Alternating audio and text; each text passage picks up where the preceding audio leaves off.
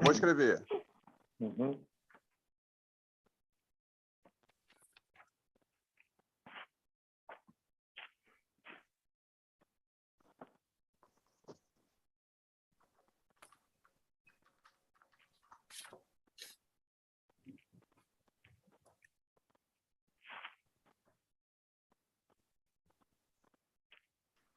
Boa tarde, eu sou Alfredo Schwartz, presidente executivo da AERJ, Associação das Empresas de Engenharia do Estado do Rio de Janeiro. E estamos iniciando agora o nosso webinar, tendo como tema a transparência em prol da integridade nas contratações públicas. Quem vai mediar esta webinar é o nosso companheiro Vinícius Benevides, da Dimensional Engenharia, tá? E que tem um envolvimento muito grande vamos dizer, nessa área, tá? Na empresa dele, o compliance é realmente levado a sério e eu acho que ele tem tudo para levar essa reunião à frente. Vinícius, a palavra é com você. Opa, obrigado. Primeiramente, queria agradecer ao presidente Alfredo aí a honra de poder mediar esse debate tão importante para o setor. Eu quero agradecer também todo o time da ERJ, em nome da Carmen, da Maíra, e agradecer bastante a presença dos nossos convidados. A gente tem hoje 2 convidados de altíssimo nível, que são referência no tema, não só no nosso setor, mas para toda a sociedade.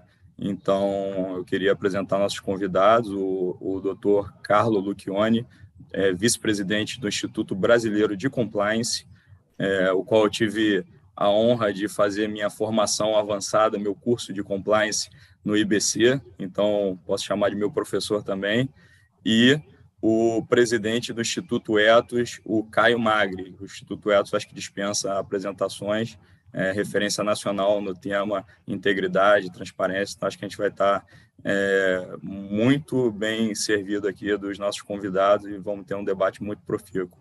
Queria agradecer, então, a confiança do presidente Alfredo e de todo o conselho da ERJ no meu trabalho.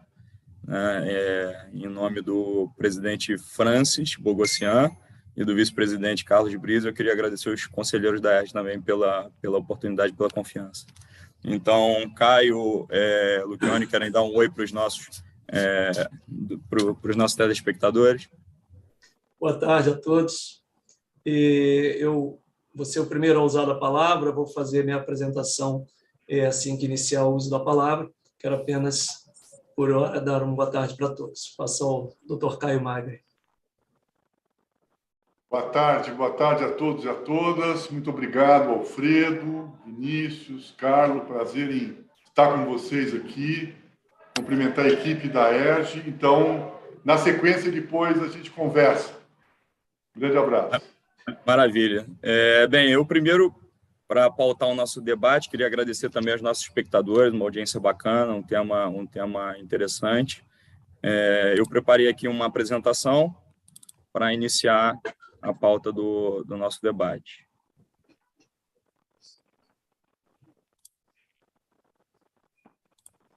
Bem, todos estão vendo?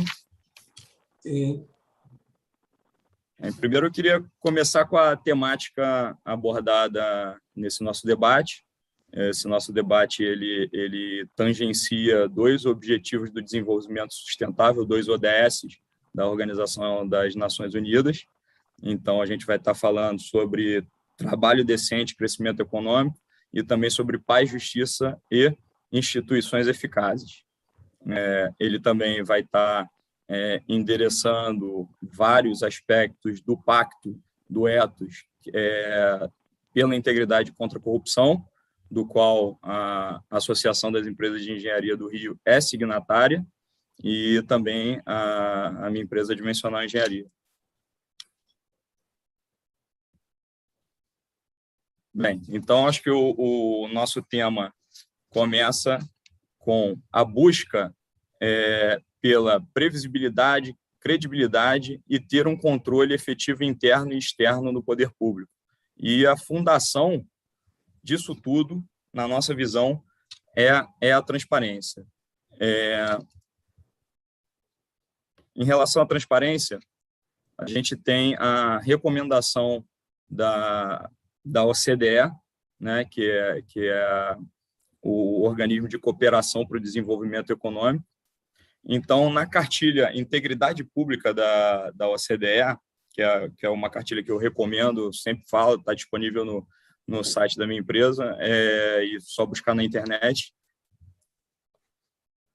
A OCDE classifica os contratos públicos como burocráticos, ineficientes e altamente vulneráveis. Então, nos países que compõem a OCDE, os contratos públicos representam 13% do PIB, ou seja, são uma fonte de prosperidade econômica e social. Então, o que acontece? As empresas sérias e competentes não podem prescindir desse importante cliente que representa um percentual elevado do PIB das nações pesquisadas e aderentes à OCDE.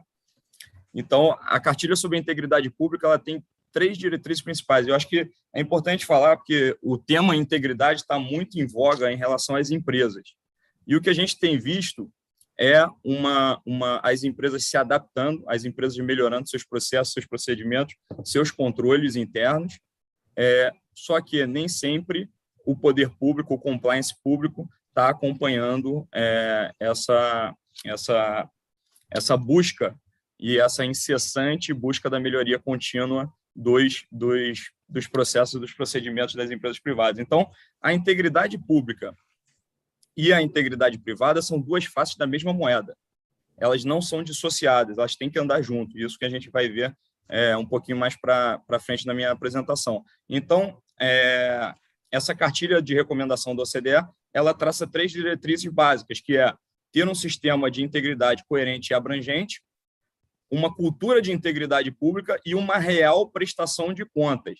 Segundo esse documento, segundo essa cartilha, um governo aberto e transparente permite a participação significativa de todas as partes interessadas no desenvolvimento e implementação das políticas públicas.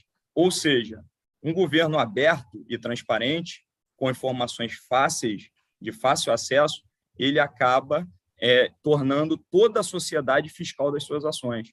Isso é muito importante, não só para a gente ter um controle efetivo, tanto interno quanto externo, mas também para a gente desanuviar e descortinar a real origem de diversos problemas. Porque diversos problemas acabam sendo imputados às empresas, mas a origem, no final das contas, muitas vezes é inerente às atitudes do próprio poder público, inclusive a falta de transparência. Então, a eficiência e integridade pública são objetivos de toda a sociedade e talvez até principalmente das empresas sérias e competentes que querem contratar com o poder público ou que contratam com o poder público. E, para elas, a gente tem que adotar mecanismos de proteção. Para quê? Porque senão pode se tornar inviável para muitas delas a contratação com o poder público e a colaborar, no final das contas, com a construção do projeto de nação que a gente tanto almeja.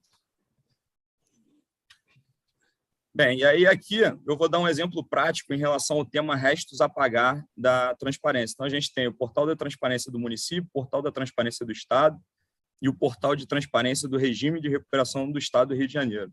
Então, vocês vão ver que o acesso não é simples, não é amigável, e eu vou tentar aqui, como eu sou operacional, eu vou tentar aqui acessar ao vivo aqui para vocês esses sites. Então, vamos começar pelo regime de recuperação fiscal do Estado.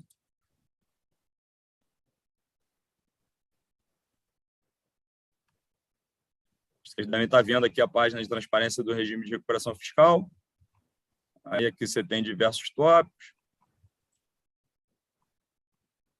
Aí você tem os documentos. Bem, os documentos no plano de recuperação fiscal, ele trata de todos os temas, inclusive do tema de restos a pagar, que ele endereça para o anexo chamado de anexo 37. O anexo 37, a gente vai ver aqui.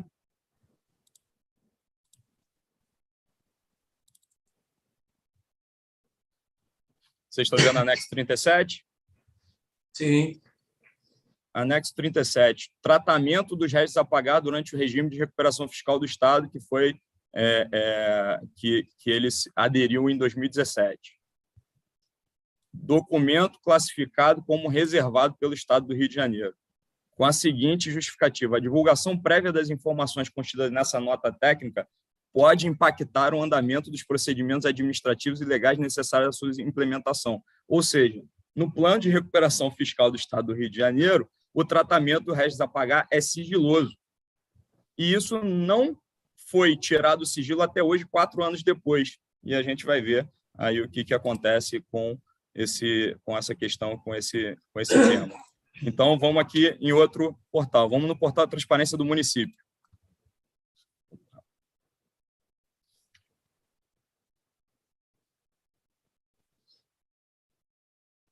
O portal da transparência, novo portal da transparência do município. Vamos tentar vir aqui no buscar. O que você procura? Eu procuro o resto a pagar.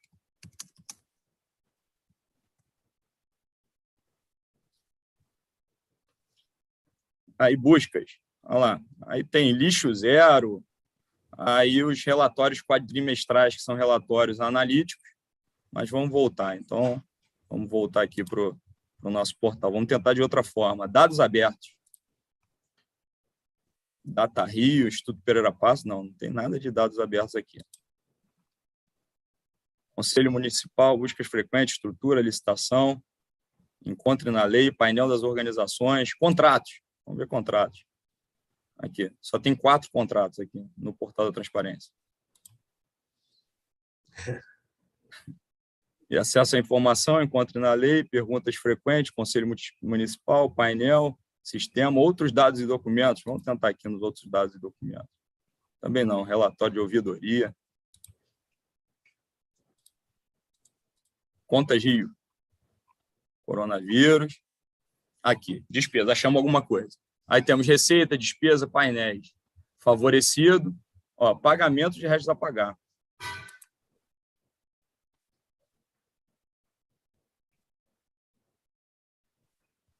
Por incrível que pareça, não aparece nada, né?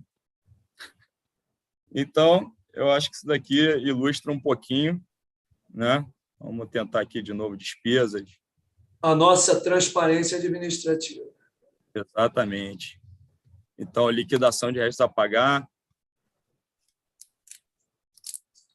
De repente, na liquidação vai aparecer alguma coisa. Quer dizer, isso aqui ilustra um pouquinho a transparência administrativa e a nossa dificuldade. Tá aqui, favorecidos. Aí a gente vem aqui, tem todos eles. Aqui. E qual é a transparência? 3.200 de liquidação de restos a pagar. Mas vamos entrar em alguma coisa aqui no projetos artísticos e culturais. Não há informações a serem apresentadas pela consulta realizada.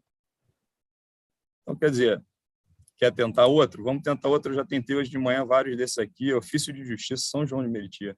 Não há informações apresentadas para a consulta realizada. Ou seja, acho que isso aqui já ficou bem sedimentado aí nos nossos espectadores, a questão da transparência. Então, a gente não consegue ter uma listagem analítica dos créditos inscritos em restos a pagar e nem saber qual é a ordem de pagamento desses créditos. A ERJ em ação, o que eu acho que é bacana da gente pontuar, em 2016, a ERJ, através do nosso saudoso Luiz Fernando Santos Reis, impetrou um mandato de segurança, buscando, sabe o quê? A condenação do Estado do Rio de Janeiro para divulgar para a autora, de forma transparente e amigável, as parcelas que deram ensejo ao cálculo no orçamento da rúbrica restos a pagar. Ou seja, a ERJ entrou em 2016 com uma ação pedindo transparência do restos a pagar para a Justiça. E o que aconteceu? Foi indeferido. A cota do MP foi no seguinte sentido. Contudo, a natureza de interesse buscado em juízo, transparência e boa gestão, difuso por excelência, faz sentir o parque falecer legitimidade à autora. Ou seja, o Ministério Público disse que a ERJ não tinha legitimidade para buscar a transparência da gestão das contas do Estado do Rio de Janeiro, e foi acompanhado, a cota do MP foi acompanhado pelo juízo, que entendeu que, com razão, o Estado e o MP no que tange a ilegitimidade ativa da ERJ, e foi encerrada a ação. Isso em 2016, eu acho que é importante a gente pontuar essa busca da ERJ já há bons anos pela transparência. E aí, eu estou aqui ilustrando um pouquinho da consequência da opacidade, que são, em 2018, 2019 e 2020, diversos casos de operações e escândalos de elevada repercussão nacional, aqui no Rio de Janeiro, envolvendo os governos do Rio de Janeiro, e todos eles tangenciavam o tema de restos a pagar. Está aqui, ó, recebeu tantos milhões em dívidas escritas em restos a pagar em troca de pagamento, de propina e tal, valor da organização social, denúncia na cobrança de pedágio sobre a destinação de restos a pagar aos fornecedores. Aliciava empresas que queriam firmar contratos, precisavam receber restos a pagar por serviços prestados. Então, primeiro, bem, antes de mais nada, eu queria fazer um disclaimer, né, que nem a associação, nem os apresentadores, nem os debatedores fazem juízo de valor sobre o conteúdo desses processos. A gente não está fazendo juízo de valor sobre a procedência, sobre a pertinência, se eles são adequados ou não, se são procedentes, as acusações ou não. Muito pelo contrário, a gente só está reproduzindo notícia de jornal, e a ERJ, ela presume a inocência de todos até o trânsito em julgado de decisão penal condenatória, né, nos termos do ordenamento jurídico pátrio. Então, quer dizer, a gente não está fazendo juízo de valor, a gente entende que diversas dessas acusações podem não ser procedentes, algumas até devem, então a gente só está mostrando a notícia aqui, porque é importante caracterizar que a falta de transparência acaba gerando isso. E até mesmo para os gestores sérios e competentes e que querem se resguardar e que não cometeram as acusações que estão sendo imputadas, a transparência é fundamental. Depois o doutor Carlos Luciani pode até abordar isso um pouquinho mais, mas, quer dizer, isso daí acaba sendo uma prova da rigidez comportamental do gestor. Ele mostrar que é transparente, mostrar as contas, mostrar quem pagou, por quê, quando, qual a ordem. Então, o que a gente quer? A gente quer evitar isso aqui, tanto por parte das empresas quanto por parte dos gestores públicos. É um resguardo mútuo a transparência. Então, aqui é uma pesquisa muito interessante que a ICTS fez sobre clima organizacional. E eu vou traçar isso daí um paralelo, quer dizer, é uma pesquisa sobre o perfil ético de diversos colaboradores de diversas empresas. Eu vou disponibilizar essa apresentação, vai estar no site da ERJ, no site da Dimensional, então quem quiser vai ter o link para todos os dados que foram buscados aqui na apresentação. Então, nessa pesquisa da ICTS, ele chega à seguinte conclusão sobre um clima organizacional sobre flexibilidade moral. Tá? Então, 2% tem uma flexibilidade moral alta, é uma pesquisa de 2019. 2% da amostragem representativa são 5 mil colaboradores que foram pesquisados. 69% tem uma flexibilidade moral média e 29% uma flexibilidade moral baixa. Então, o que isso quer dizer? Flexibilidade moral baixa é quem basicamente é quase inflexível moralmente, ou seja, não está, em hipótese alguma, considera cometer alguma transgressão às normas ou algum ato ilícito, 29%. 69% é médio, ou seja, eles vão acabar avaliando a necessidade e o custo-benefício de estar cometendo eventuais transgressões. E 2% tem a flexibilidade moral alta ou total, ou seja, esses são aqueles que já têm um desvio já nato de conduta, e aqueles nos quais a gente não consegue, nem através dos programas de compliance, estar endereçando esse tratamento. Então, o que acontece aqui, que é interessante dessa pesquisa de flexibilidade moral? Traçando um paralelo com as empresas, o empresário se enquadra nesse mesmo perfil, né, imagino eu, de flexibilidade moral do que os colaboradores pesquisados. Então, 29% são aquelas empresas, a gente pode considerar que são aquelas empresas inflexíveis, que não vão se subjugar a nenhum tipo de solicitação indevida e preferem não fazer o negócio, não contratar, não seguir adiante, ou até mesmo correm o risco de falência, mas vão ter a sua postura imutável.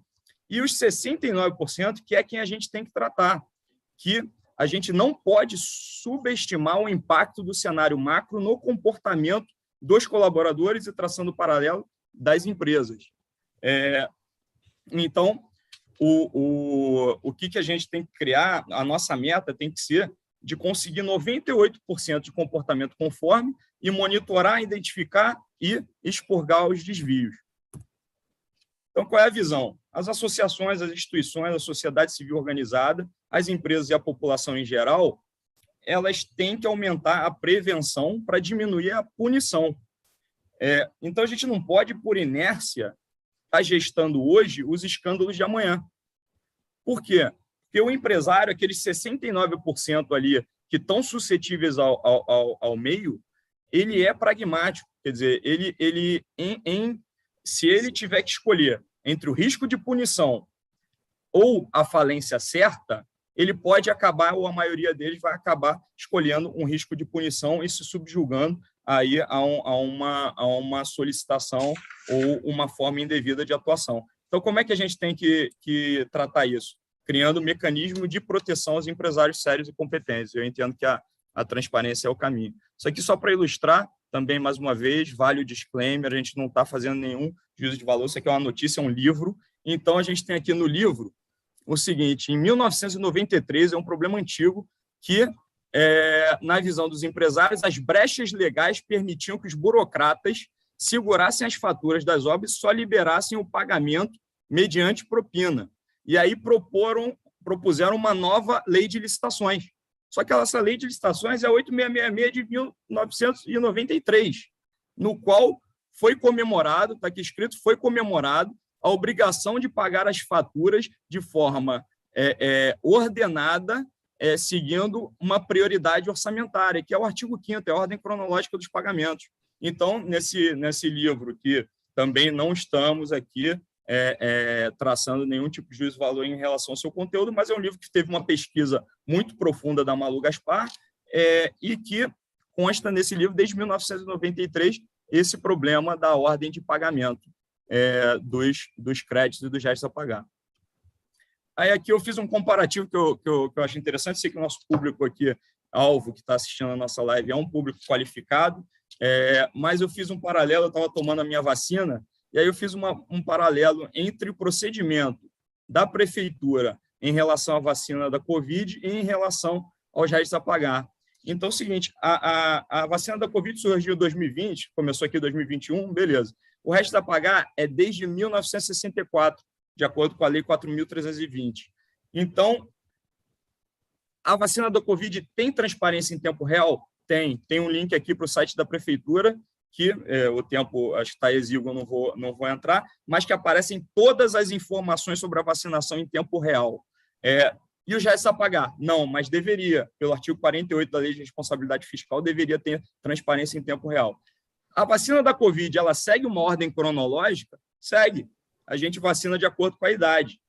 E o resto a pagar? Não segue, mas deveria, também pela Lei 8666, artigo 5º e artigo 37 da 4.320.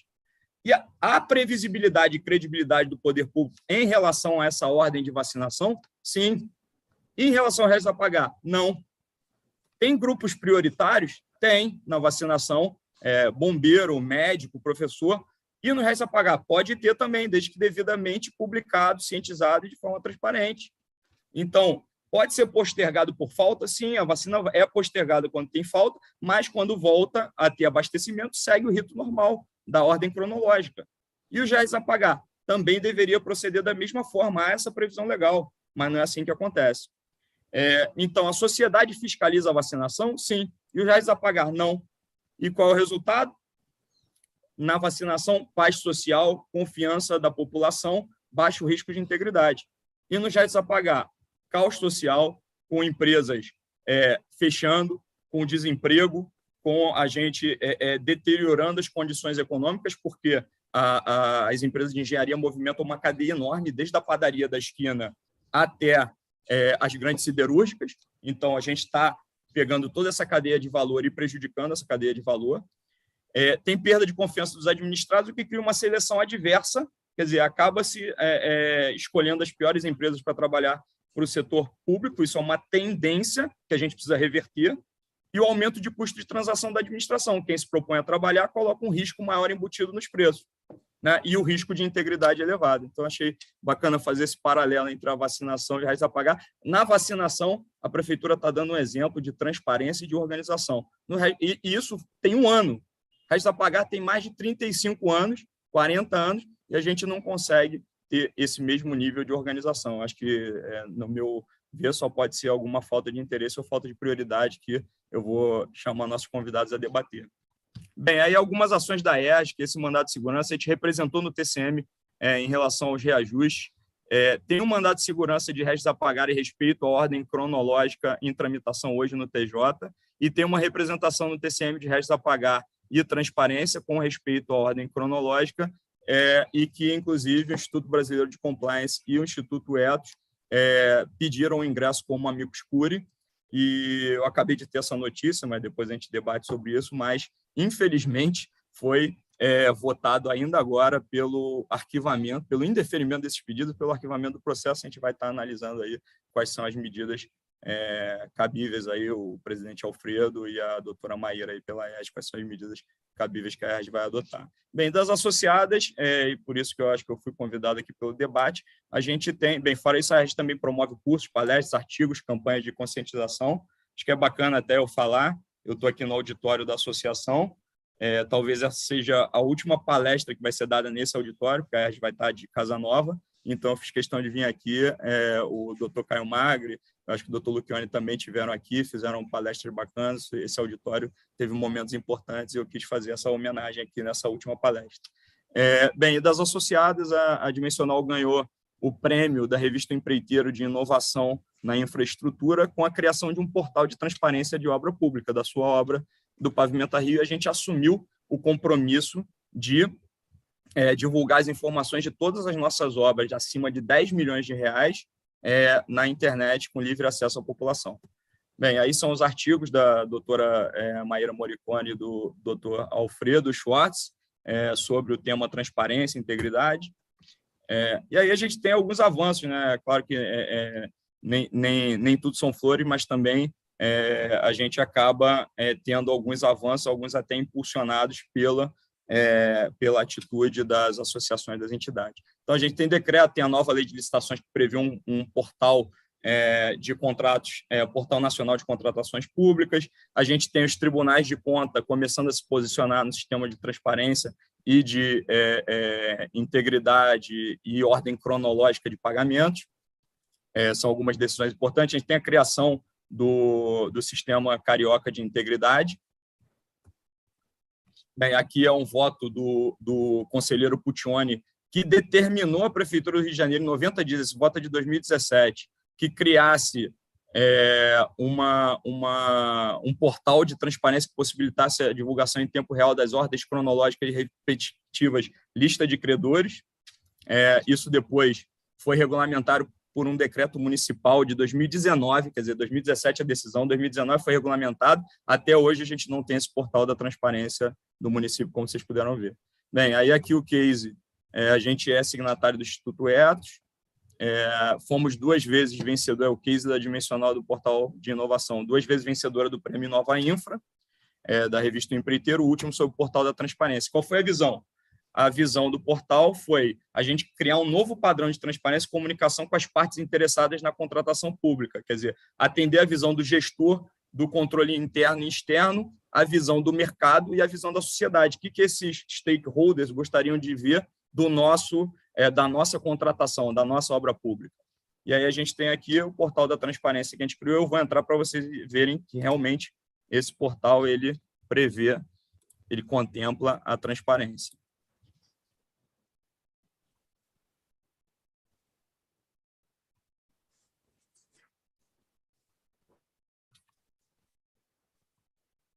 Aqui, bem, ganhador do prêmio. Aqui o acompanhamento financeiro.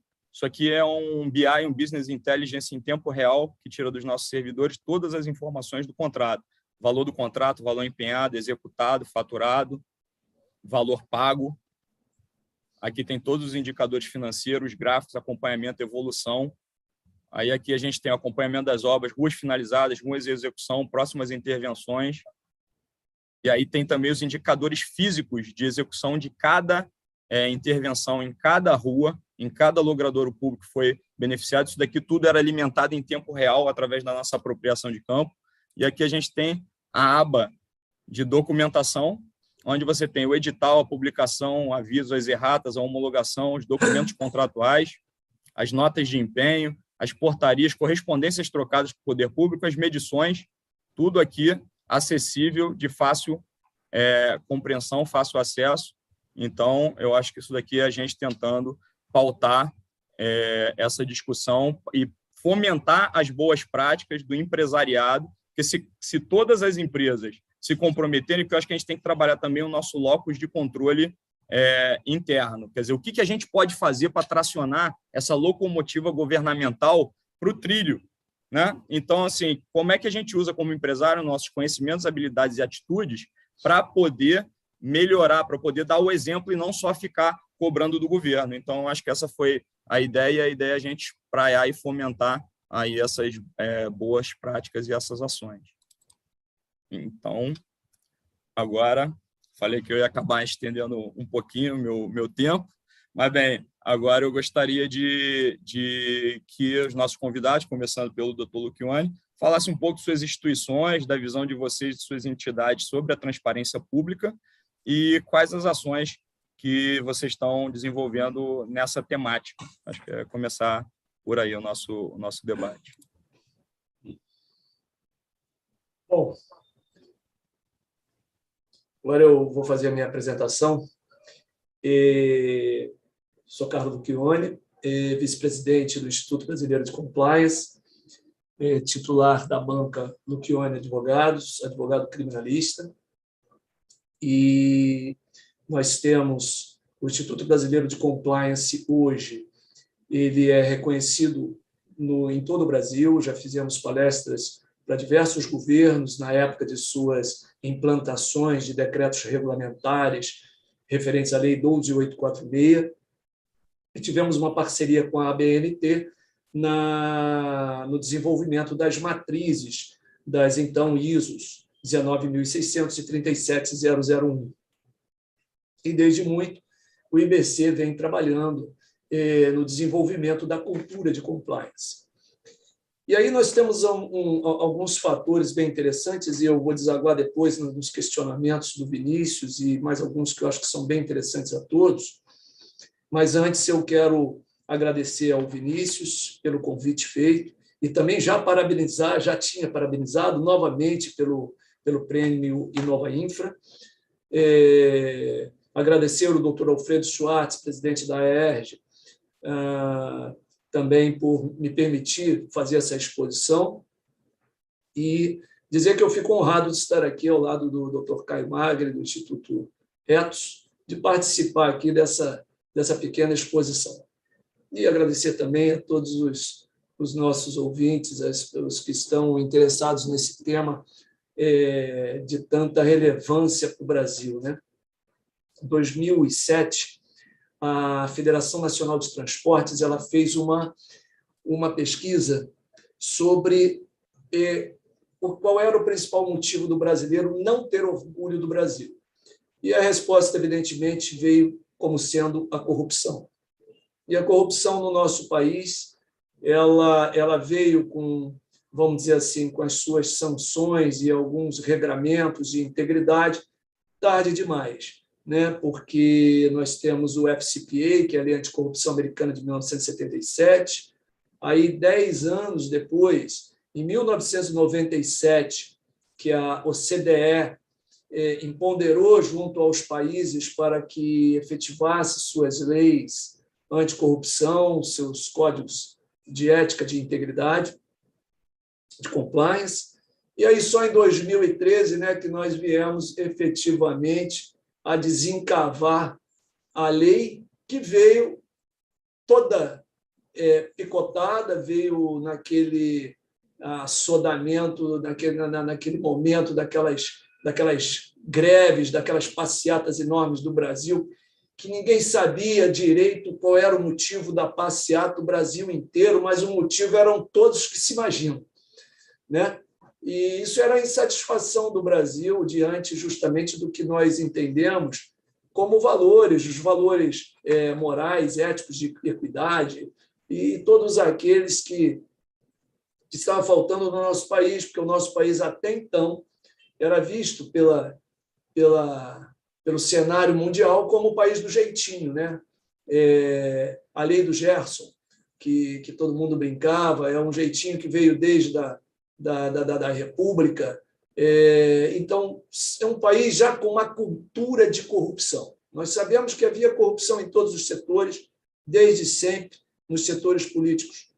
E essa cultura, para você conseguir mudar essa cultura no povo brasileiro, na mentalidade dos dirigentes das empresas, eu fico fazendo aquelas comparações de como você mudar a cultura na época, todos lembram, botar capacete para motocicleta ou botar o cinto de segurança. Hoje todo mundo já bota o cinto de segurança automaticamente, mas demorou muito. E a mesma coisa a motocicleta. Então, você conseguir mudar uma cultura que não era uma cultura ética de nossos governantes, e que levavam também, e aí eu entro naquela questão que o Vinícius falou dos percentuais, né, sobre as empresas com relação às questões éticas e de integridade. Dentro da empresa também foi feita uma pesquisa que nós classificamos de 3 cores, verde, amarelo e vermelho. Quando você implanta um programa de integridade dentro de uma empresa, seja ela pública ou privada, você já pode ter uma certeza. 15% dos colaboradores, dos stakeholders, seus dirigentes executivos, 15% você não precisa de nenhum programa de compliance, porque eles já são éticos. Eles já nasceram éticos, são pessoas que têm a sua ética como natureza. 15%, os outros 15%, não tem jeito, não vai ter programa de compliance que dê jeito. E é o programa de compliance que vai evitar que eles nos levem a algum tipo de sanção da lei 12.846 anticorrupção, que é aquelas sanções do artigo 5º que todos sabem. Então, esses 15% não vão ter jeito. E os outros 70%, esses sim, são os que o programa de compliance, o programa de integridade, uma cultura de integridade massivamente imposta na empresa através de treinamentos, de todo mais que regra o programa de compliance, ali sim é onde você vai colocar a sua empresa cada vez mais dentro de vamos colocar assim, dos trilhos, né, que o Vinícius falou, dentro de um patamar ético. E isso é muito difícil. É muito difícil porque isso tem que vir de cima. Isso tem que vir principalmente dos diretores, e nós temos visto aí, depois das ações da ação penal 470, da ação da Lava Jato, do mensalão, né? E depois a Lava Jato, em 2015 ou 2016, é que as empresas começaram a dar uma maior importância para o programa de integridade e governança corporativa baseada na ética. Por quê? Porque eles viram que estavam sendo penalizados, muitos com culpa, mas muitos sem culpa. Na verdade, muitos eram vítimas. E, coincidentemente, talvez assim, muito interessante aqui essa palestra da ERJ, eu posso dizer que eu trabalho na Lava Jato como advogado criminalista desde 2015, e eu posso dizer que 70% eram vinculados a construtoras.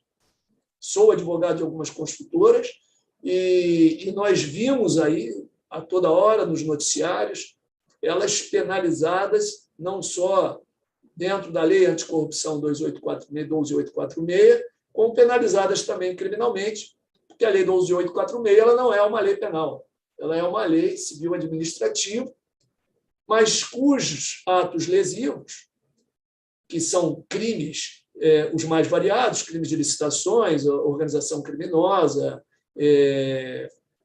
licitações, lavagem de dinheiro, isso tudo ele era transportado, evidentemente, por uma investigação criminal e levava à prisão levou à prisão de diversos diretores, de diversos executivos, e isso começou fora as sanções administrativas, que é 20% do valor bruto do ano anterior a um procedimento administrativo de responsabilização, pode levar até a suspensão da empresa, o fechamento, inidoneidade, inidoneidade nos órgãos que fazem o cadastro, né, o SEIS, que é o cadastro de empresas inidôneas, etc. E, muitas vezes, proibição de contratar com a administração pública, como aconteceu com a Mendes Júnior, que hoje conseguiu, aí junto aos, se eu estou enganado, no Superior Tribunal de Justiça ou Supremo Tribunal Federal, voltar às atividades agora com a administração pública. Mas esse mundo de penalidades, ele também foi um ponto que levou as empresas a repensarem as suas conduções de governança corporativa, a repensarem os seus instrumentos de controle dentro da empresa para evitar, evidentemente, que fossem dirigentes presos, que a empresa sofresse sequestro, busca apreensão, etc. E isso veio em muito boa hora. Por quê? Porque o que aconteceu até então? As empresas estavam sendo responsabilizadas, independente da responsabilização objetiva da Lei 12.846 e das multas que advinham desse procedimento administrativo, vinha a CGU e aplicava outra multa. Aí vinha o TCU, aplicava outra multa. Aí todo mundo brigava com todo mundo, ele fazia um acordo com o MPF, o diretor da empresa, com o Ministério Público, e aí não estava valendo, os outros vão e aplicam novas multas. Quer dizer, a coisa ainda sempre com um controle muito restrito. Não havia ainda um direcionamento de como que seriam esses procedimentos contra os responsabilidade administrativa. E aí o que aconteceu? Vieram as regulações. E aí entramos aí na questão da importância da transparência do relacionamento público-privado. Entraram as regulamentações. Quais eram? Lei 13.303, que o estatuto jurídico, né, da empresa pública, que implementou a obrigação de um programa de integridade nas empresas públicas. E veio também, por todo o Brasil, né? Eu acredito, eu não sei nem se todos já estão com esse decreto regulamentado, e eu não sei se estão com decreto regulamentado, mas vieram os decretos estaduais. No Rio de Janeiro, o decreto 7753 de 2017. E aí o IBC já fez reuniões com o Tribunal de Contas do Estado a respeito do tema, a respeito de implantações, porque a 7753 obrigava as empresas que trabalhassem com a administração pública de ter os seus programas de compliance. E o que foi acontecendo? Não é que terminou em pizza, mas a 13303 não está sendo aplicada e a 7753 também não está sendo aplicada. Falta de material humano, falta de qualificação. A própria CGU, quando iniciou a lei anticorrupção, ela pediu ajuda ao CAD, porque no CAD tinha os seus especialistas. Mas aqui ninguém pede ajuda a ninguém. Então, fica aquela questão da é obrigado, mas não é obrigado. Porque se impusessem uma obrigação efetiva para todas as empresas que tratam com o governo de contratações públicas, se elas fossem obrigadas a implantar um programa de compliance, como determina a lei, 1,5 milhão, a partir de contratos de 1,5 milhão, vamos dizer assim, de engenharia, eu tenho a certeza de que ia diminuir radicalmente processos administrativos, processos afeitos à lei anticorrupção e os processos criminais contra as empresas. As empresas estariam resguardadas por um bom programa de compliance que tiraria do seu gestor aquela pecha de ser responsável por tudo, porque na Lava Jato, diversos foram responsáveis, dizendo, não sei de nada, fui vítima, mas isso não importa. Já um programa de compliance soluciona essa questão, porque teremos o compliance officer, teremos os controles, teremos o portal de transparência que o Vinícius fez e mostrou agora. Eu confesso a vocês que eu não vi isso em nenhuma empresa de construtora. Se tiver, acho até que deveria ser divulgado, porque isso eu entendi essa iniciativa como fundamental, porque hoje o Ministério Público, se tiver alguma dúvida sobre o comportamento da Dimensional, não precisa fazer investigação, vai lá e vai ver que está tudo bem, porque ele não tem medo de apresentar números. Acho que as pessoas têm medo de apresentar números. Eu estou mais pobre, menos pobre, mais rico, menos rico. Eu acho que deve também ter algum perfil psicológico que leva a esse tipo de comportamento deles. Então, fica muito difícil. Eu já fui procurado por alguns governos para implantar um programa de integridade em determinados setores do governo. No Brasil inteiro, fui procurado. Então, nós dávamos palestra com uma controladoria aqui, a Controladoria Geral do Estado nem existia, né? Passou a existir depois de 2013. Mas dava uma palestra ali, mas a efetivação esbarrava naqueles 10 mil interesses, onde metade eram interesses escusos, que você não consegue ir à frente, mas não anda. E isso também acontece com as empresas. Algumas nos procuraram para fazer um programa de complexo, a coisa foi uma hora que empaca. Empaca porque não quer mostrar o número, não quer ver o contrato, não quer dizer com quem lida. Então, a dificuldade é enorme, porque a transparência entre a contratação pública e privada deveria vir de cima. E na escadinha, em cima, está o gestor público. Depois, na escadinha de baixo, está o doutor Vinícius, que é o gestor de empresas privadas, de empresa privada. E por aí vai na escadinha. Mas você já não consegue começar a dar de cima. Fica muito difícil, porque aí a construtora... Qual é o grande mote que acontece? E aqui vem uma indagação que o Vinícius me fez, eu até anotei, quais seriam as áreas mais sensíveis para a falta de transparência nos governos e qual a sugestão de como melhorá-las. Então, é muito simples, basta querer portais de transparência com efetividade e controle das controladorias, controles efetivos. Quais são os locais mais sensíveis de processos criminais e da lei anticorrupção? Tem vários aqui no meu escritório.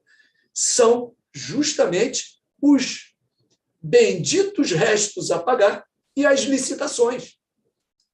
Então, vocês podem ver, 95% ou 98%, se não for 100% dos processos da Lava Jato, é porque eu não trabalho em 100%.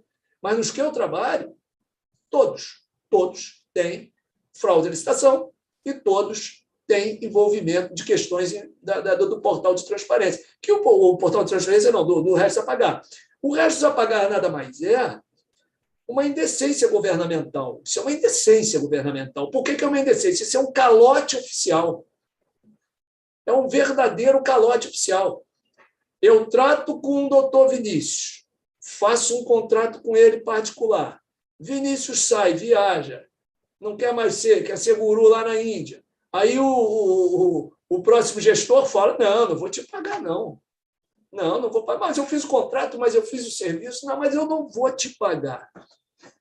E aí vem a corrupção. 5%, 1%, 3%, os caras estão desesperados, vão falir. Eu vou falir, eu não aguento, eu estou precisando. Porra, ele fez um contrato no final do governo. Então, o que acontece? Ele entra no jogo. Infelizmente, ele é vítima ou ele é vilão? E as empresas que contrataram, que fizeram obras, viadutos, asfaltos, na hora de receber, lá no governo, vamos botar no governo Cabral, e aí vinha alguém, meu amigo, mas agora para receber 3%, 2%, 1%. Se não paga, acaba a empresa. problema. E haviam as empresas que sobreviveram a isso, que elas não anuíram com esse comportamento. E esse é o grande problema da Lava Jato. Eles acham que todas as empresas estavam anuindo com esse comportamento e não estavam. Havia empresas que evitavam esse tipo de procedimento, tomavam até um prejuízo, mas evitavam esse tipo de procedimento. Então, o problema vem de cima. Hoje, o artigo 5º da Lei Anticorrupção, que é o artigo das lesões, né? Que levam aquelas sanções do artigo 6º, pesadíssimas, multas de 20% sobre o valor bruto do ano anterior, que levam, que juntam com as sanções da Lei 8666, que aí impede a pessoa de... são todos crimes onde mais da metade são referentes à licitação. Então, fica muito complicado de você trabalhar e ter uma segurança jurídica, uma segurança de negócios, num país onde não se leva a sério o trabalho das empresas. Porque se obrigam as empresas a fazer um programa de compliance e que se também a administração pública assim anuísse, eu tenho a certeza que não existiria nenhuma lava-jato. E existia um caso pontual aqui ou ali, porque ia estar todo mundo tomando conta de todo mundo. E, o cara está fazendo isso, o outro está fazendo aquilo. Vamos lá fazer a queixa, que pode ser anônima no canal de denúncias. Vamos tomar providências. Ô, diretor, se não tomar providências, eu vou te denunciar.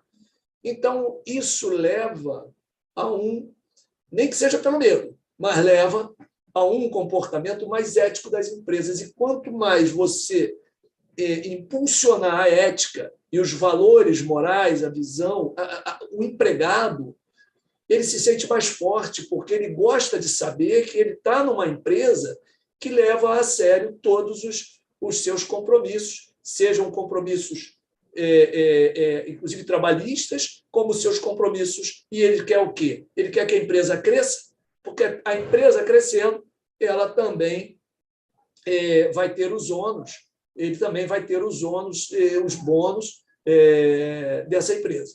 Então, tendo os bônus para ele, interessa que a empresa seja cada vez mais ética. Hoje não há mais lugar no mundo para empresas que não levam a ética e os seus valores a sério, não têm um código de ética e de conduta séria. Porque se a empresa trabalha com uma multinacional, eu represento algumas empresas de medicamentos que trabalham com multinacionais, não é de 6 em 6 meses, não. De 4 em 4 meses, eles querem ver os treinamentos. E está o cara lá fazendo treinamento. Por quê? O treinamento tem que ser constante. E eles lá fora, que são regidos, a empresa brasileira é obrigada a se adequar ao FCPA, ao regramento do FCPA, eles não têm saída. Ou faz assim, ou eles não trabalham com as multinacionais. Então, lá no exterior, isso está sendo levado a sério. O compliance, os planos de integridade, a governança corporativa, ela está sendo levada a sério. No Brasil, ainda não.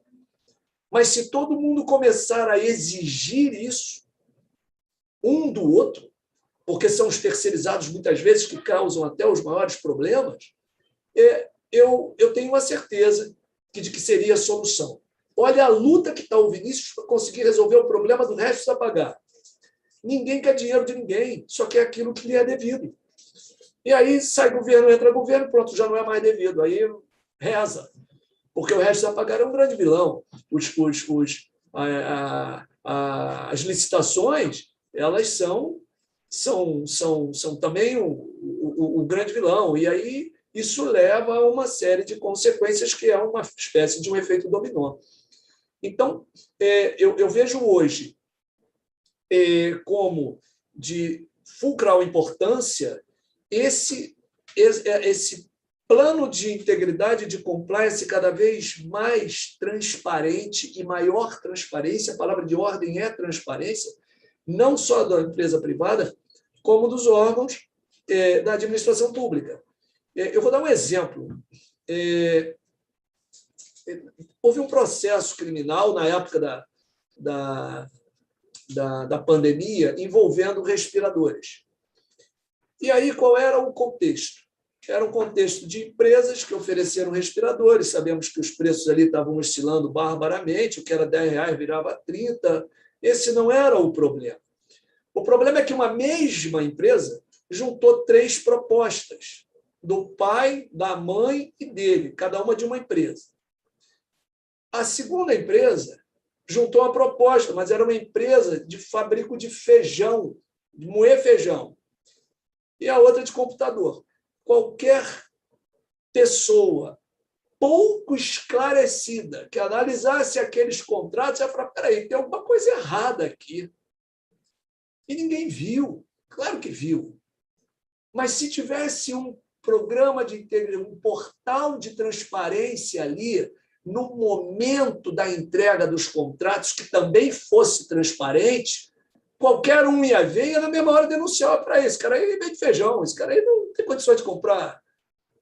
Tinha empresa lá com R$10 mil de capital social. Como é que vai fazer um contrato de 20 milhões?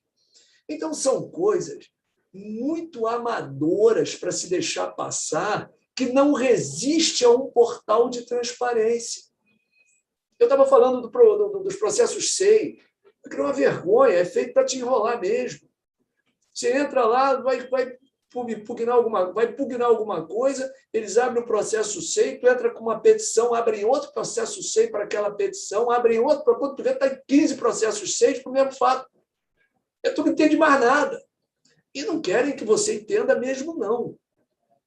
Seja para o bem ou para o mal, seja para não te pagar, seja para te arrebentar. Num processo criminal, na ação civil pública. Então, eu creio que hoje o que nós estamos precisando é realmente, cada vez mais, adotar posturas que, de uma forma ou de outra, não é ensinar, não, mas pressionar cada vez mais o governo, através até mesmo das atitudes que a ERJ tomou, junto naquela denúncia, onde nós buscamos entrar com a Amicus Curiae, e são essas atitudes que vão demonstrando e pressionando para que eles efetivamente levem a sério a própria lei deles, 7753, que é a lei que regra 12846 aqui no Rio de Janeiro, e a lei 13303 de 2016, que é a que regra o compliance na administração pública. Esse, então, é um desespero. Porque se eles oficiam todas as empresas que trabalham com a administração pública e falam assim: amigo, me dá o teu programa de compliance. Não tem. Tá bom, você tem 1 ano para resolver isso. Não é 6 meses, não. 1 ano, nós sabemos que isso demora. Mas não fazem isso. Ninguém quer isso. É muito difícil. Entra num órgão aí e fala isso, eles vão te jogar para fora a base de pedra.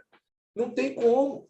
Não, mas eu tenho um programa de compliance. Então, hoje, eu acredito que ainda estamos caminhando lentamente, embora a lei seja de 2013, quase 40 anos depois da lei anticorrupção americana, ainda está toda hora uma portaria substituída pela outra, pela CGU.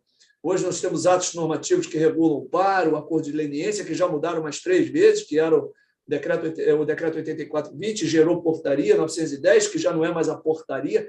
Então, há essa miscelânea de leis e que, no final, não são cumpridas. A CGU entra com ação. Isso sem dó nem piedade. O procedimento administrativo buscando a alma da empresa, que é pega numa lesão da Lei 12.846. TCU também, a AGU também, o Ministério Público também, mas eles mesmos não se dão ao trabalho de tentar moralizar suas próprias instituições públicas. Então, isso aí é uma vergonha e eu não sei quanto tempo vai demorar até que venha um governante sério e que resolva realmente implantar essa transparência na administração pública, mas a iniciativa da AERJ, a iniciativa do Vinícius na sua empresa, ela mostra o seguinte: mostram que vocês fazem a diferença e que essa diferença no futuro vai ser fundamental para mostrar quem é quem no mercado. Os que não fizerem, acharem ainda que vai ser o jeitinho, tudo bem, mas vai chegar uma hora que não vai ter mais vez, porque isso é uma questão de globalização. Não é uma questão nacional nem regional, ela é mundial.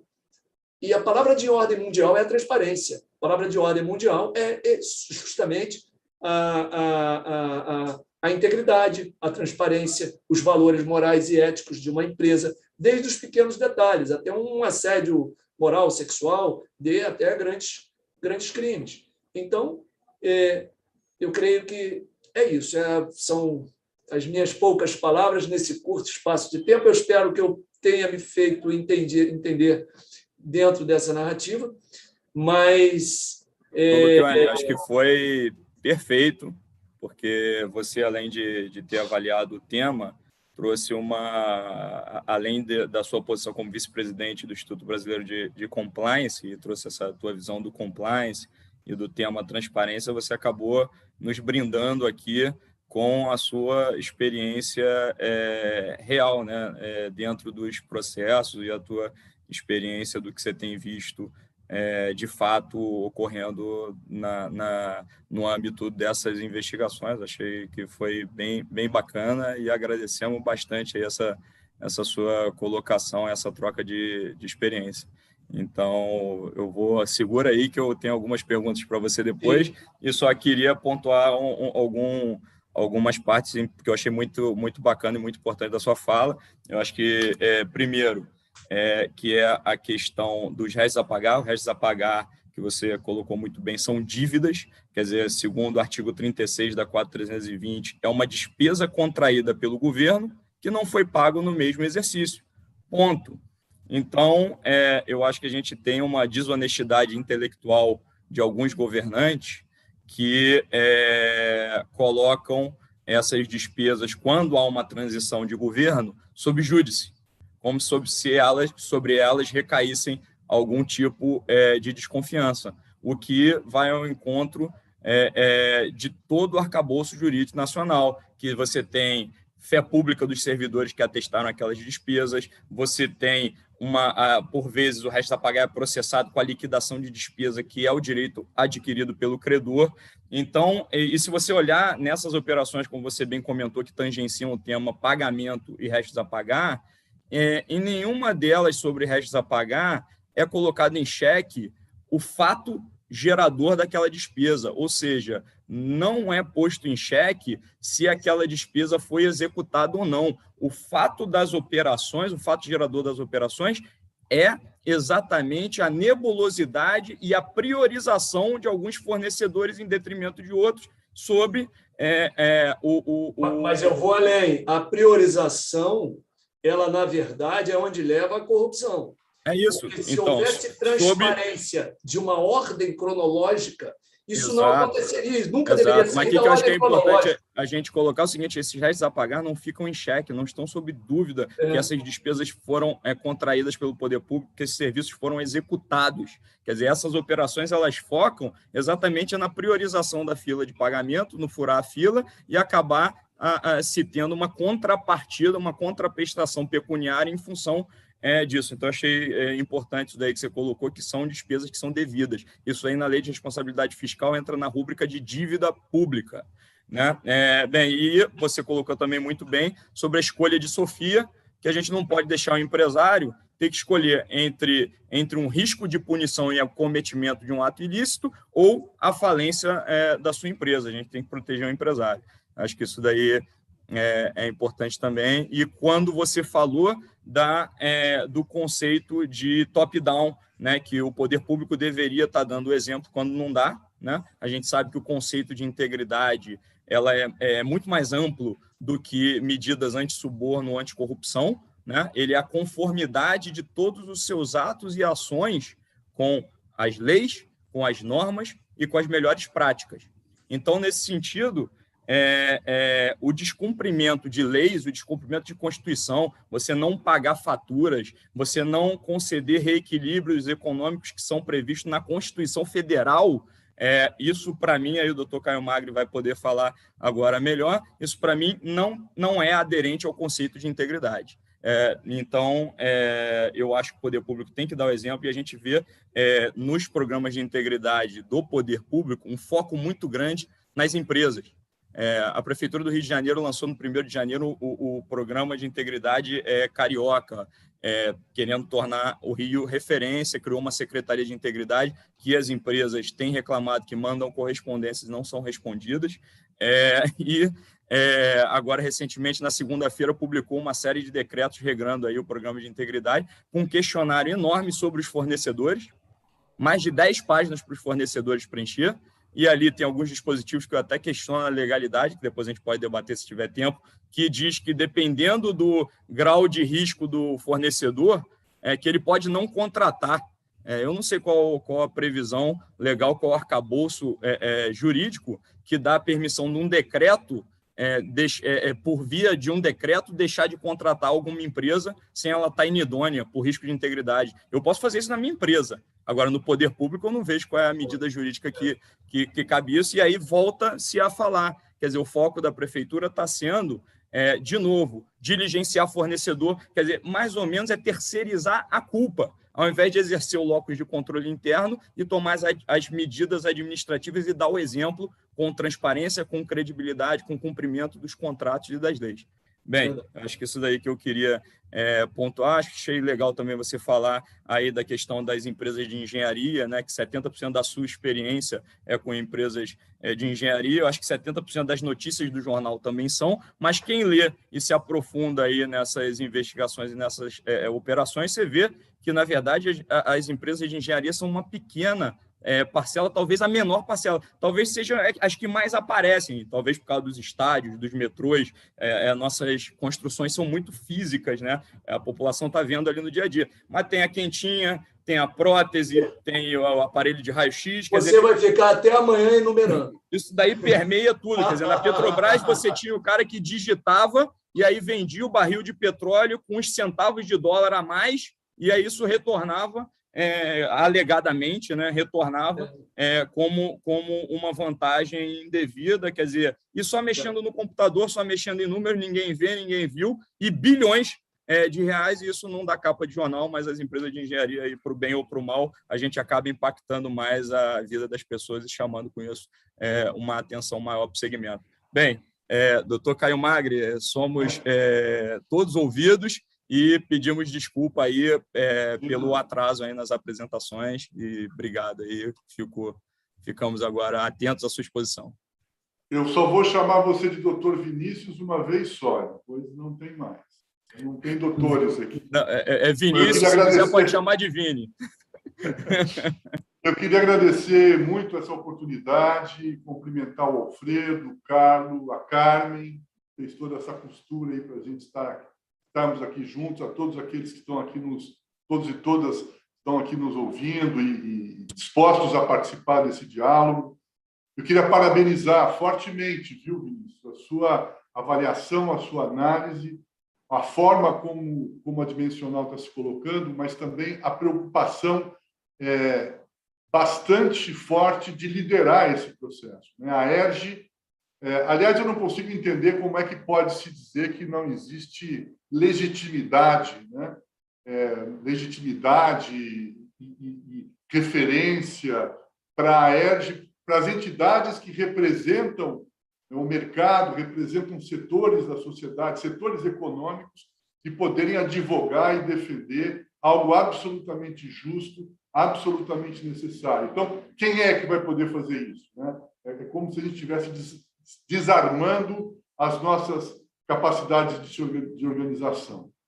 Eu queria, primeiro, trazer uma reflexão para o foco que eu acredito que o Carlos terminou e que eu queria explorar um pouco mais, que eu acredito que seja a transparência pública, a transparência das instituições, a transparência do Estado, a transparência das empresas. Existe sempre uma coisa que está escrito nos livros, está escrito nas cartilhas, né, da administração pública, que diz que a aquisição de bens e serviços pelo Estado deve observar um procedimento administrativo que assegure a igualdade entre os concorrentes e permita a seleção da proposta mais vantajosa para a administração pública.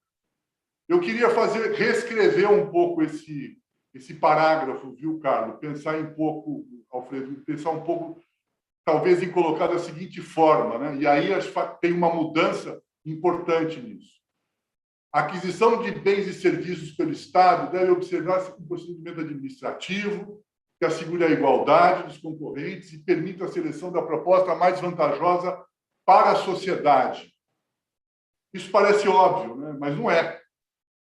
Porque, por trás de não considerar a sociedade como aquela que tem que responder e ser o objetivo, né, da contratação de qualquer serviço público e bens do Estado, é porque a gente continua tendo, apesar dos avanços, eu vou reconhecer os avanços e vou falar um pouco sobre eles, especialmente na agenda de transparência, o patrimonialismo, o corporativismo e a opacidade, né, que protege, de alguma forma, essa ideia de um Estado que não é um Estado que é da sociedade. Vocês falaram também, e eu acho que é muito importante, talvez, avançar um pouco sobre as consequências que a gente vai passar a viver de uma forma cada vez mais intensa e dos riscos que viveremos se tivermos uma situação de avanço, como nós temos considerado, né, temos constatado, das empresas, especialmente as empresas nas suas relações de negócios, seu modelo de negócio centrado nos serviços públicos, nos produtos de bens e serviços públicos, ou seja, nas apenas de iniciativa, né? Nós temos uma iniciativa na área da saúde, como Ética e Saúde. Nós temos uma iniciativa importante na área de infraestrutura, que é o Instituto Brasileiro de Autorregulação da Infraestrutura, que é o IBRIC. A gente tem um movimento, que é o movimento de empresas da CUS. Nós temos um avanço significativo no Proética. Nós construímos uma série de mecanismos de reconhecimento do esforço das empresas na área do agronegócio, com o selo AgroMais, agora na área de infraestrutura, com o selo InfraMais, o Proética, que é um pouco o DNA desse processo, e o Estado não avança nessa vida. Isso tem uma consequência muito grave, porque o Estado atrasado puxa o mercado para o retrocesso. Isso é óbvio. Se o Estado não dá o exemplo, se ele não se organiza do ponto de vista de poder ser o exemplo e a referência da fiscalização, do acompanhamento e da transparência, ele vai puxar, e está puxando, se a gente não tomar cuidado, de novo, o mercado para trás. Por que eu vou ter, então, um programa? Será que funciona simplesmente ter regulação? Não funciona. É muito positiva a iniciativa de criar uma legislação que atrele as licitações públicas a mecanismos de integridade nas empresas, como condição. Agora, como se exerce isso? Como se acompanha isso? Como se avalia? Se você não tem, não é, Carlos, a lei de acesso à informação regulamentada naquela instância pública, a lei de combate à corrupção, a lei 13.846, regulamentada localmente, se você não tem uma controladoria geral do município ou do Estado funcionando, funcionando da forma adequada, necessária, né? E a gente pode falar um pouco disso também, porque me parece que essa é uma questão importante. Eu não sei, vocês acompanharam certamente ontem um depoimento bastante trágico, né, na CPI do ministro da CGU, o ministro Wagner Rosário. Em alguns momentos, os senadores disseram coisas que todos nós pensamos, meus caros, a CGU não é advogado do governo, não é advocacia do governo. Ela tem que fazer com que o governo funcione de maneira íntegra, com compliance, com integridade, que cumpra os seus compromissos, que implemente as suas regras de funcionamento. Isso é para qualquer controladoria. Ter uma controladoria geral do município que não executa isso, mas que é como se a gente estivesse numa empresa, vamos fazer uma referência com a empresa, porque nós estamos aqui num ambiente de empresas, né? Imagine, no começo da nossa história, se a gente for fazer uma linha do tempo assim, próximo, o que era a integridade e compliance nas empresas? Isso começou a se transformar como uma matéria importante e estratégica.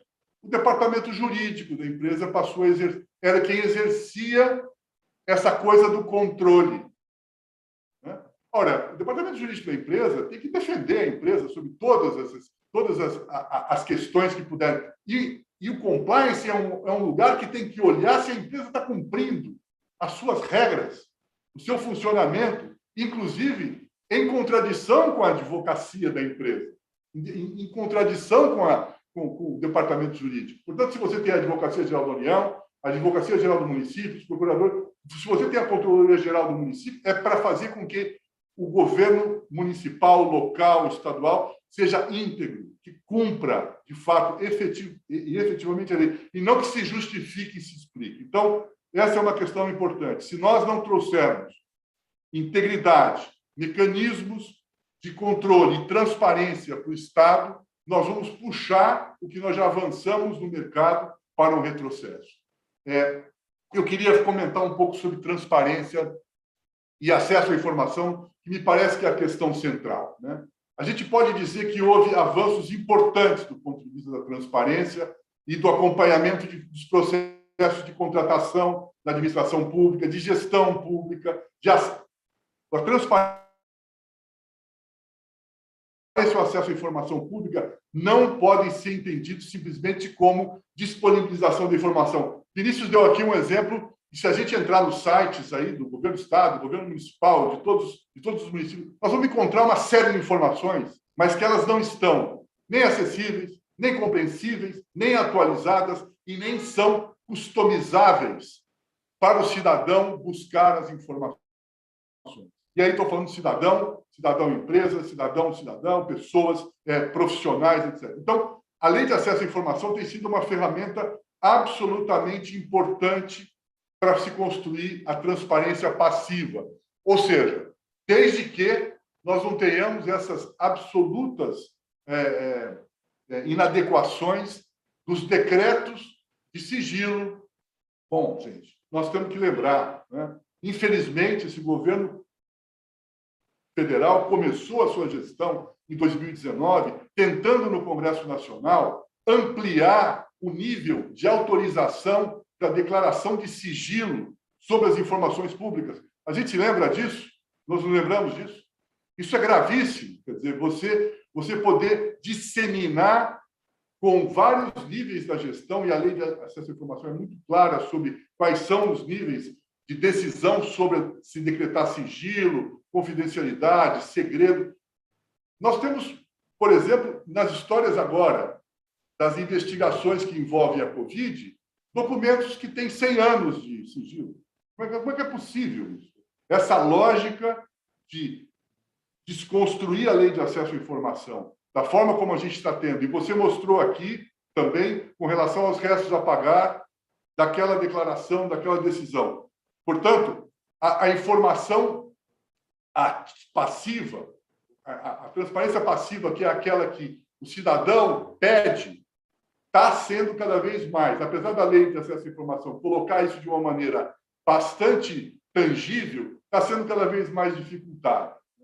Agora, a transparência ativa, que é a publicação proativa dos dados, que é disso que o Carlos falou, é disso que o Vinícius falou, ela não está estabelecida de forma muito clara sobre a lei. E nós precisamos ter isso avançado. Regulamentar a Lei de Acesso à Informação num município ou num estado significa colocar uma lupa na regulamentação da transparência ativa como obrigação. É isso que faz com que os órgãos tenham que ser motivados e compelidos, né, a publicar as informações da forma atualizada, acessível e compreensível. Nós criamos,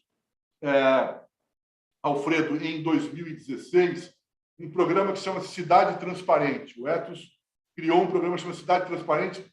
Criamos um conjunto de indicadores para avaliar exatamente a transparência ativa, passiva e os mecanismos de participação social dos municípios e dos estados brasileiros. Fizemos e temos lá um trabalho muito interessante que quantificou, deu materialidade, deu tangibilidade a essa transparência. Hoje existem outras ferramentas bastante interessantes também. Mas, portanto, vou colocar uma lupa sobre o que é, numa regulamentação de uma lei de acesso à informação local ou regional, subnacional, sobre a transparência ativa. A lei de acesso à informação garante ao cidadão obter as informações públicas de qualquer instância, né? de qualquer órgão municipal, estadual ou federal. Algumas delas estão aí na internet, né? Que a gente não precisa solicitar, elas estão públicas, mas elas estão organizadas de uma forma inacessível, incompreensível e não customizável, né? Porque a gente tem que fazer. Há uma possibilidade de fazer isso de uma maneira diferente.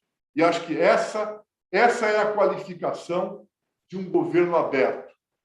Talvez encontrar esses gestores futuros, que você lembrou, Carlos, que são necessários, nós temos uma oportunidade agora. Nós teremos eleições no ano que vem. Talvez fosse importante a gente criar um compromisso com os candidatos às câmaras, ao Congresso, às assembleias legislativas e aos governos de Estado e ao governo federal, um compromisso de implementar, de fato, um governo aberto. Né? E, de fato, construir mecanismos para que esse governo aberto tenha dados abertos e que sejam acessíveis. Né? Os órgãos e entidades têm que disponibilizar nos seus espaços eletrônicos, ou seja, lá onde for que ele tiver que informar o cidadão, a estrutura organizacional daquele órgão, a atribuição do que ele é, a lista dos principais cargos e ocupantes, os endereços, telefones, acesso. Tem que apresentar os programas, projetos, obras, atividades. Nós estamos dizendo aqui isso de uma maneira muito clara, indicando quem são os responsáveis para que a gente possa atuar, agir, pressionar, questionar, consultar.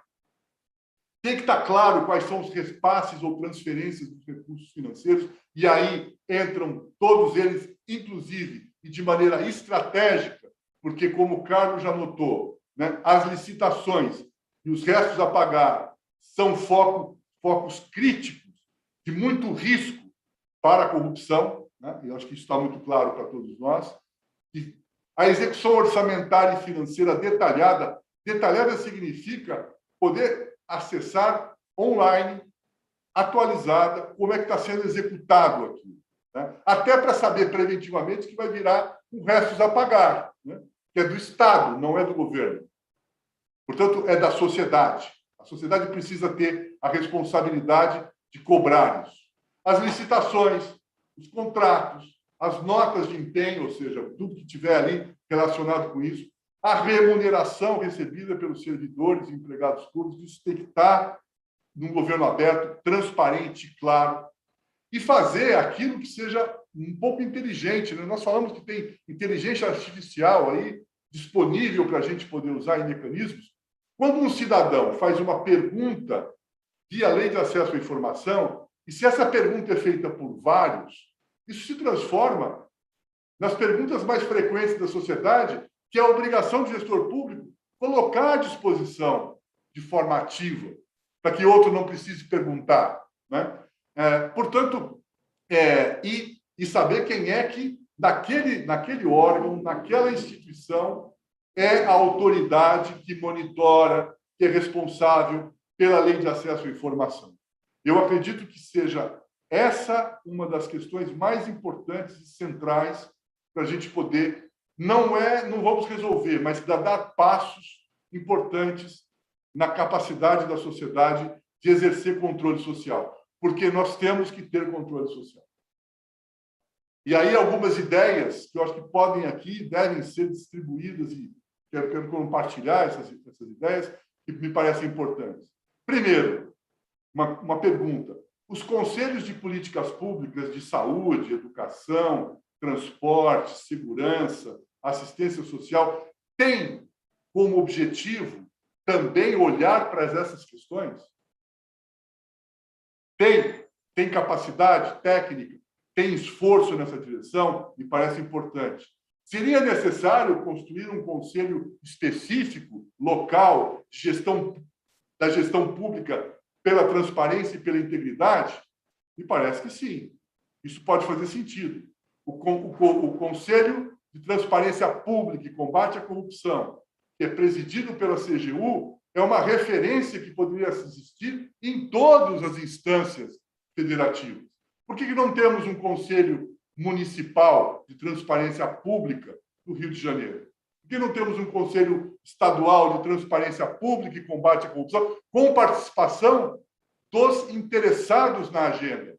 Setor empresarial, sociedade civil, entidades profissionais e o próprio governo. Esse é um caminho que me parece importante a gente olhar, né? Construir esses mecanismos de gestão participativa.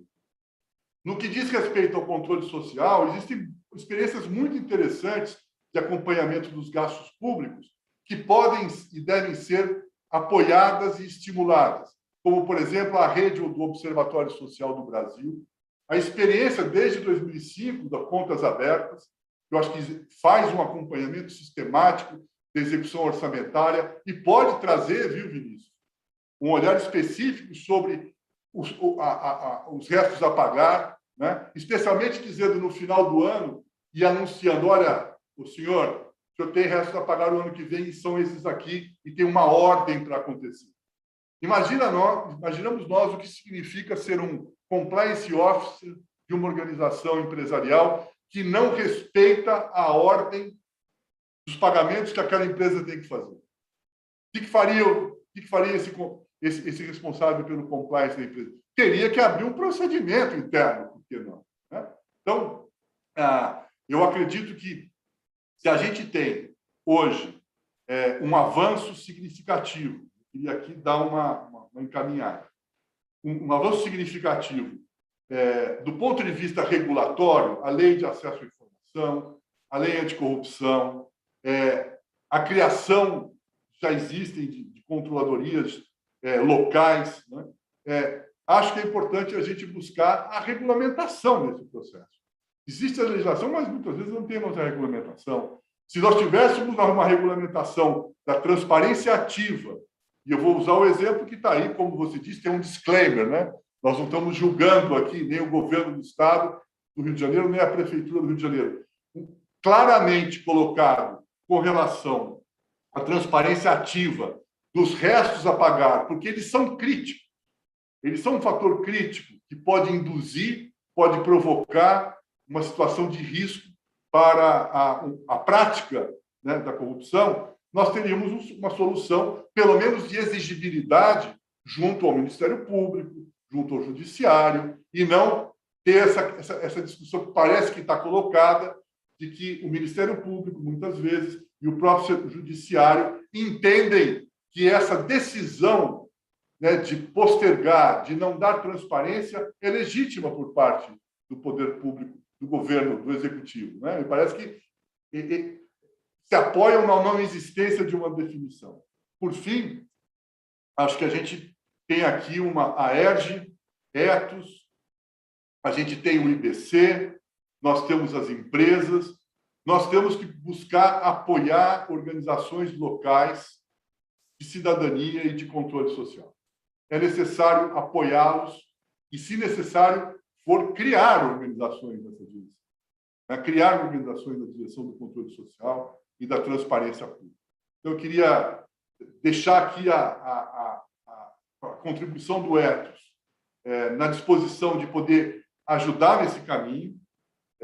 Eu recomendo bastante uma conversa mais franca, mais aberta e mais próxima com a tecnologia que Contas Abertas criou para acompanhar a execução orçamentária do governo federal e trazer isso para o nível local. Eu acho que a ERJ podia ter essa perspectiva e, ao mesmo tempo, buscar o Observatório Social do Brasil, que tem uma rede muito forte, muito importante também de acompanhamento do orçamento público e da execução orçamentária.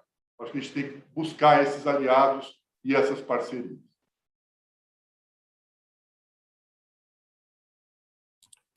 Perfeito, doutor Caio Magre. Presidente Caio Magri.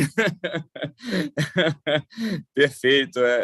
Fiquei aqui, sempre ouvir o senhor falar, para nós é um deleite, o conhecimento e a capacidade de articular e de passar de forma clara e objetiva um recado que tem um conteúdo muito denso e muito profundo. Então, eu acho que para a gente é uma honra poder contar aqui com essa sua visão e com esse compartilhamento de informação e de experiência.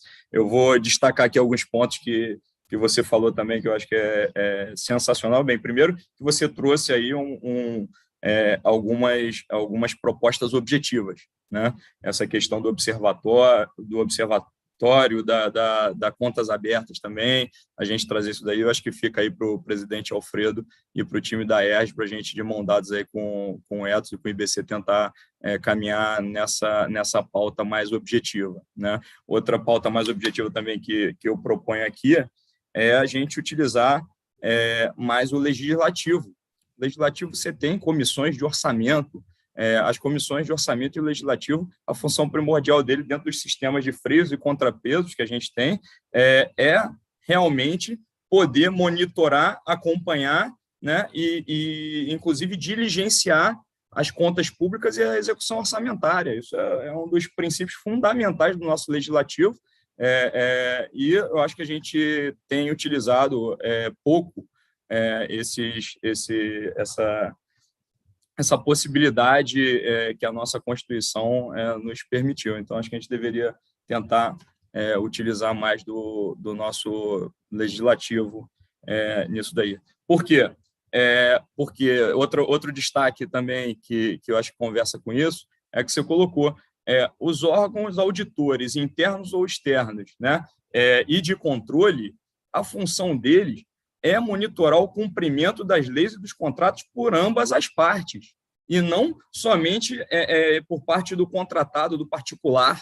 Quer dizer, ele tem que ali estar olhando esse cumprimento como um todo. As cortes de contas, os tribunais de contas, é uma visão muito obtusa, muito limitada dos órgãos auditores internos, externos e de controle, dos organismos de controle, achar que ser complacente ou ser flexível com descumprimentos legais por parte do poder público, que isso gera uma economia ao erário ou uma economia para a sociedade, né, como um todo. Muito pelo contrário, isso gera um enorme dano ao erário, direto e indireto, que isso gera uma seleção adversa de fornecedores, aumenta o custo de transação do Estado.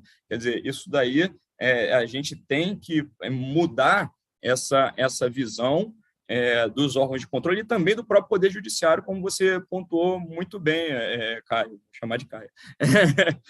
Como você pontuou muito bem, Caio, a gente tem que mudar também essa visão do Judiciário, que acaba não se posicionando preventivamente. Você vê lá em 2016, a ERJ entrou com uma ação sobre restos a pagar, pedindo transparência, o Judiciário indeferiu, né? E aí, assim como a gente tem vários casos de empresas que entram com ações pedindo obediência à ordem cronológica. Isso é basicamente cumpra-se a lei.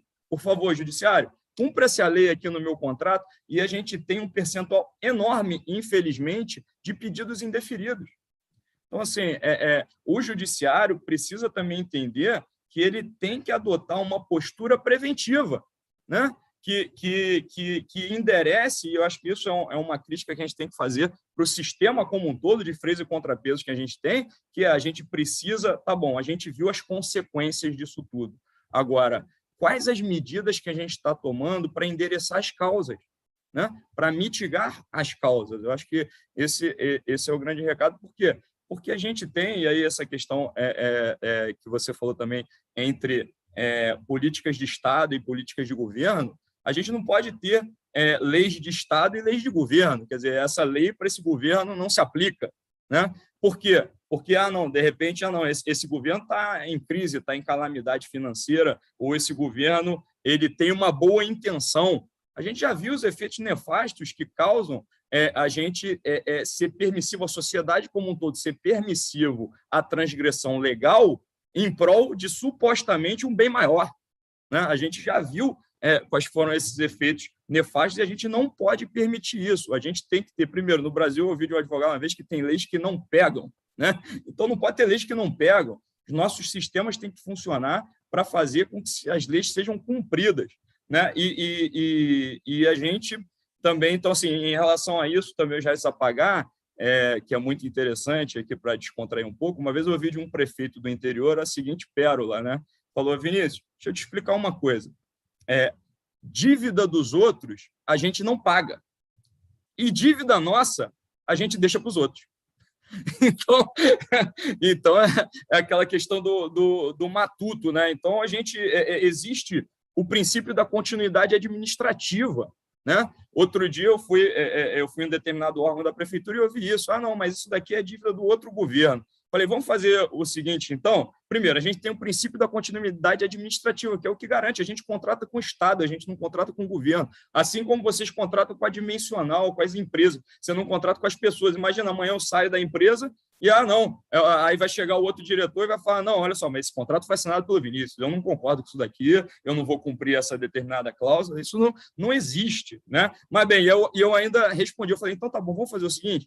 Então, você não paga da gestão anterior, mas paga a de vocês, da gestão anterior de vocês, que a gestão de agora não pagou. Então, pronto, é a mesma gestão, é de vocês, só teve o Interreg, você paga a sua, não precisa pagar a dos outros.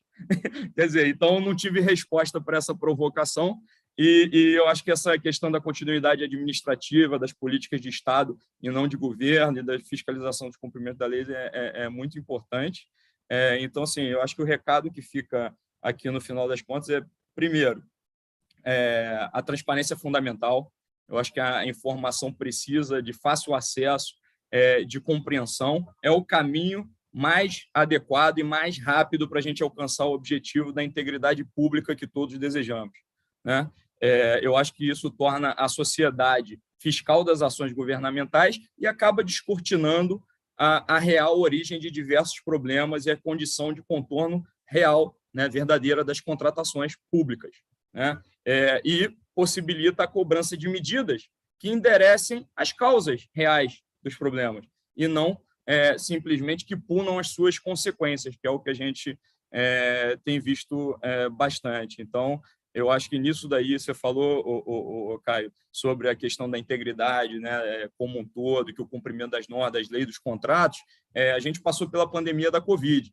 E a pandemia acabou sendo um salvo-conduto. As empresas tentaram tornar a pandemia um salvo-conduto para descumprir contratos, né? E qual foi a nossa postura? Nossa postura foi o seguinte: olha só, tudo o que está já executado e contraído de despesa dentro da minha empresa até hoje, até o início da pandemia, vai ser pago conforme já está estabelecido no contrato. Agora, daqui para frente, sim, a gente pode renegociar valores, podemos renegociar condições, mas de serviços não prestados e materiais não fornecidos. Agora, aquilo que já foi prestado, e aí que você falou, Caio, a gente tem que dar o exemplo. E a integridade tem que ser vista na empresa como um todo, e não, só ser parcial, né? O que beneficia a empresa, você pode transgredir da integridade, o que não beneficia, você tem que ser íntegro. Então, acho que a gente tem que ter bom senso, né? E consenso nesse momento, consenso de opiniões, e eu acho que isso é bastante importante. No mais, eu quero agradecer aí bastante a presença de todos vocês. Eu acho que a ERJ ela é referência nacional entre as associações, acho que do seu segmento, no tema integridade. Eu acho que esse debate, essa palestra só reforça esse posicionamento. E eu acho que a gente está falando de um tema muito importante que eu acho que é preciso, como representante da sociedade civil organizada, cobrar dos nossos governantes esse cumprimento das leis, dos contratos e a promoção da segurança jurídica, né, para poder propiciar responsabilidade fiscal, social e moral, né, de forma a manter os empregos existentes e gerar novos empregos e acelerar a retomada econômica de maneira sustentável, que eu acho que é o que todos nós desejamos.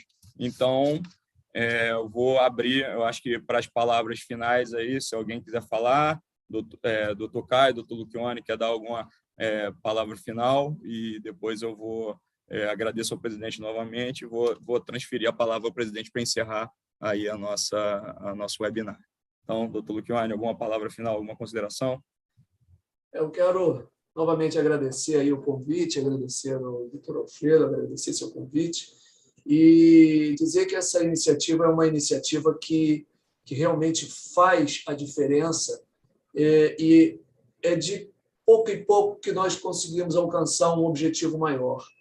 Eu creio que se todos os setores, não só o setor de construção, como o setor médico e outros setores, tomassem essa iniciativa, de alguma forma, isso vai acabar mostrando aos gestores públicos que eles também precisam aderir a essa cultura de integridade, de compliance tão importante para que o próprio país possa se desenvolver melhor, a nossa economia e tudo mais. Então, eu agradeço a todos, doutor Alfredo, você, Vinícius, e ao presidente do Instituto Ethos, para, quem sabe, fazermos uma outra futuramente, já num outro momento, em outro cenário melhor, assim nós esperamos, né? Perfeito, doutor Carlos, muito obrigado aí. E eu acho que é isso, acho que a gente tem que pensar que as pequenas atitudes, as pequenas ações podem gerar grandes impactos, né? Eu acho que esse portal que nós fizemos acabou sendo capa da revista O Empreiteiro, e eu tenho certeza que impactou e está impactando positivamente de alguma forma, né? Então, eu acho que eu li outro dia um meme também aí para descontrair um pouco, que é o seguinte: quem acha que um homem só não pode mudar o mundo, nunca conheceu alguém que comeu um morcego cru. Então... É verdade. Quem está te mandando, Vinícius, um abraço aqui, que está ao meu lado acompanhando aqui a nossa webinar, é o Marcos Heringer, Peritos Judiciais. Opa, manda um grande abraço para ele aí. Porra, é um grande colega, também uma referência nas perícias de engenharia.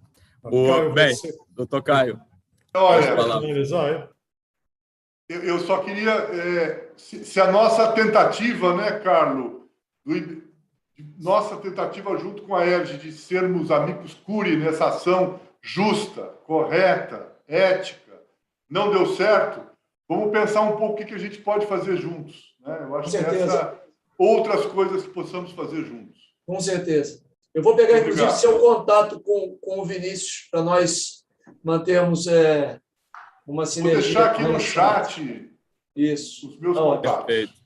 Perfeito. Doutor Alfredo, a palavra é sua aí, acho que para encerrar esse debate, e obrigado aí mais uma vez pela confiança. E desculpa por ter ultrapassado aí um pouco o horário. Foi ótimo, meu caro. Ok, eu agradeço a todos vocês aí pela presença. Acho que isso foi muito explicativo. A minha explicou muita coisa. Essa diferença entre governo e Estado é uma coisa muito, muito complicada, né? O governante, ele não enxerga o Estado, né? Nossos governantes enxergam o governo deles. Então, se ele pode judicializar, por exemplo, uma dívida, ele sabe que ele não vai pagar essa dívida, porque ele já terá governado, terá talvez tido outro mandato, enfim.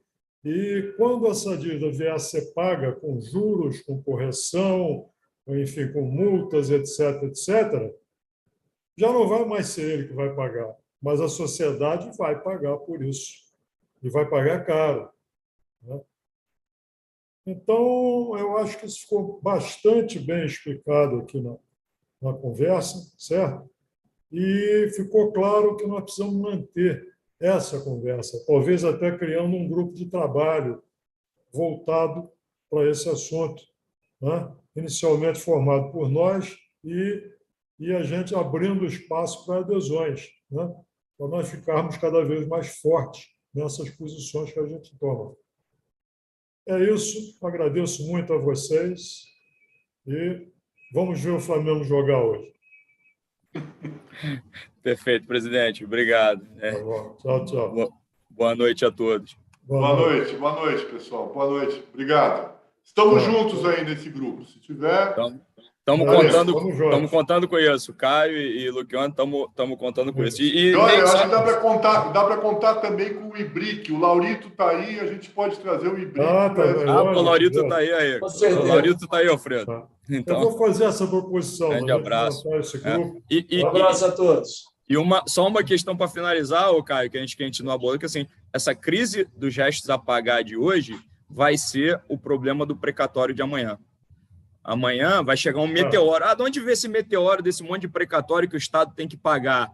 Na verdade, esse resto a pagar com juros, correção monetária e mais honorários de sucumbência e custas processuais que vão triplicar, quadruplicar ou quintuplicar esse valor. Então, acho que a gente tem que tratar da causa e não ficar tentando corrigir o problema. Acho que o precatório é mais um bom exemplo disso daí, a tal da crise do meteoro dos precatórios.